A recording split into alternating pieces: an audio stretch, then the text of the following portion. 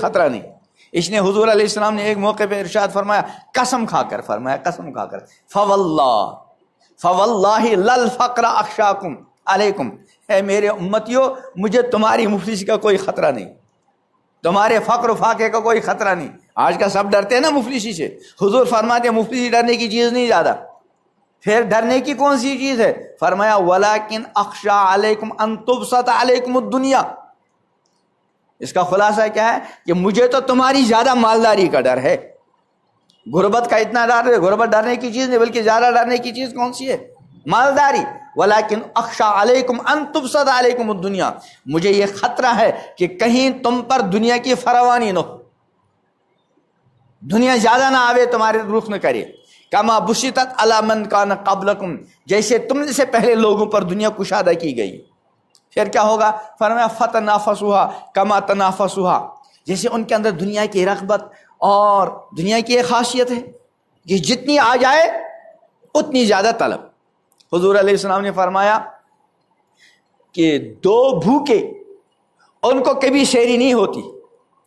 ایک ہو جس پر دنیا کی بھوک سوار ہو گئی، ارب پتی بن جاوے، لیکن دنیا کی وہ پیاس بجھتی نہیں بلکہ بڑھتی. دنیا کی خاصیت. ایک آدمی جو ہے وہ مہینے میں 20,000 کماتا ہے. اب اس کا جی چاہے گا کاش کہ میں 20 کے بجائے 40 کماتا. ایک آدمی 1,00,000 کما رہا ہے مہینے میں، اس کی پیاس کی کیا ہوگی؟ کاش کہ میں 2,00,000 کماؤں. ایک آدمی 30 لاکھ ماہانہ اس کی آمدنی ہے، اس کی تمنا کیا ہوگی؟ 60 لاکھ. یعنی جتنی دنیا ہو اتنی. چنانچہ حضور علیہ السلام نے فرمایا اگر بنی آدم کے لیے ایک وادی ہو سونے کی، دو پہاڑیوں کے درمیان جو پورا سونے کا بن جاوے، وہ تمنا کرے گا کہ ایک اور وادی مل جاوے. اور پھر فرمایا کہ بنی آدم کے پیٹ کو قبر کی مٹی کے سوا کوئی چیز نہیں بھرتی. تو فرمایا فتنافسوا کما تنافسوا، جس طرح ان کے اندر وہ مقابلہ آریائی کا اور ایک دوسرے سے آگے بڑھنے کا جذبہ پیدا ہو گیا، مجھے خطرہ ہے کہیں تمہارے اندر بھی وہ حالت پیدا نہ ہو. اور پھر کیا ہوگا؟ فرمایا پھر کیا ہوگا؟ فتہلککم کما اہلکتہم، پھر تم کو بھی اسی طرح ہلاک کر دے جیسے ان کو ہلاک. اس نے غربت بھی امتحان، مالداری بھی امتحان، لیکن خطرناک امتحان کون سا ہے؟ ہاں، غربت کے امتحان میں پاس نکلنا آسان، لیکن مالداری والے امتحان میں، ہاں کوئی مالداری کے امتحان میں پاس نکل گیا تو پوزیشن والا ہوگا.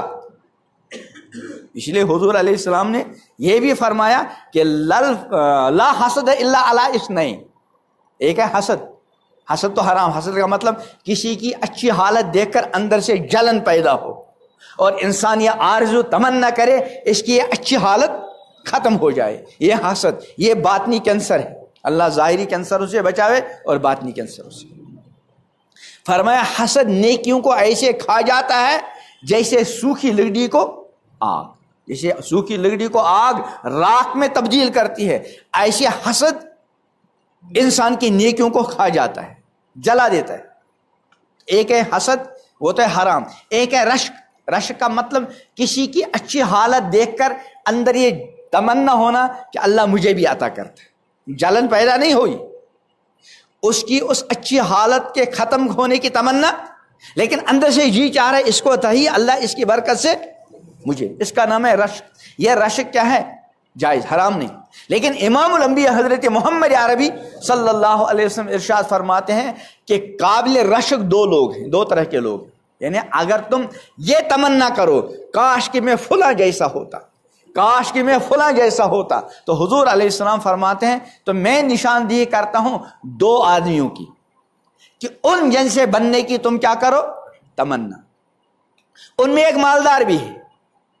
چنانچہ فرمایا رجل آتاہ اللہ مالا، وہ اللہ کا بندہ جس کو اللہ نے مال دیا حلال طریقے سے، اور مال دینے کے بعد فسلطہ علی حلقۃ فی الحق، پھر اللہ نے اس کو اپنے اس مال پر مسلط کر لیا حق کے راستے میں خرچ کرنے کے لیے. کہیں غریب تلاش میں، کوئی غریب ہو، کوئی یتیم ہو، کوئی بے سہارا ہو، کسی جگہ کوئی دین کا کام ہو رہا ہو، میں اپنا مال خوب خرچ کروں.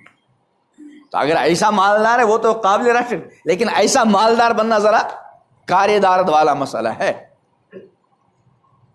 ہاں جب آدمی مال کمانے میں لگتا ہے اس کا آگے کوئی یعنی کوئی نشانہ نہیں، آدمی کوئی کام کرے اس کا کوئی نہ کوئی مقصد تو ہے. اب ایک آدمی نے پوری زندگی مال جمع کرنے میں لگائی اور اربوں کمایا، مقصد کیا ہے؟ مقصد کیا ہے؟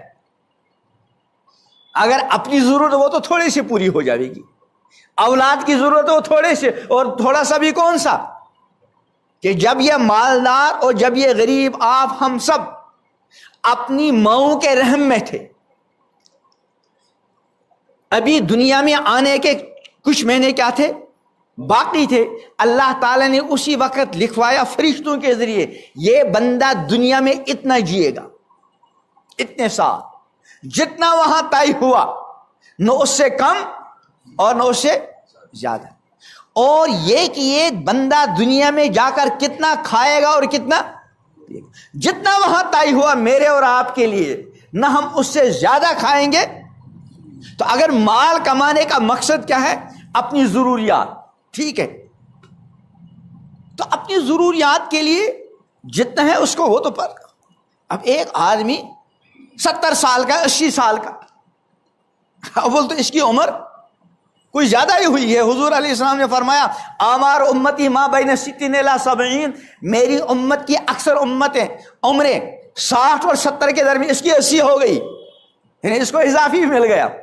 اب مان لو 10 سال 20 سال اور جیے گا، اور یہ کروڑ پتی ہے، بعد میں ارب پتی بھی ہوتا ہے، لیکن لگا ہوا ہے پوری زندگی کمانے میں. یاد رکھیں مال کمانا منع نہیں، لیکن مال کمانے کا مقصد کیا ہے؟ کچھ مقصد تو ہو نا.